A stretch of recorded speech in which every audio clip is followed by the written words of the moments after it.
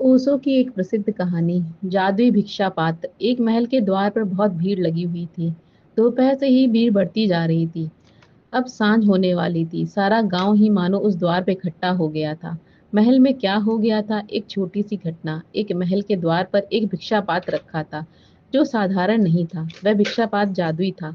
जो भी उसमें भिक्षा डालता, वह भिक्षा कई गुना होकर उसे वापस मिल जाती।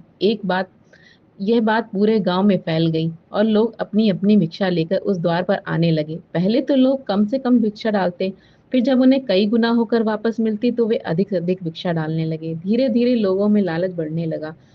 कोई सोने के सिक्के डालता तो कोई चांदी के, कोई अनाज, कोई वस्त्र। हर कोई चाहता था कि उसे अधिक से अधिक वापस मिले।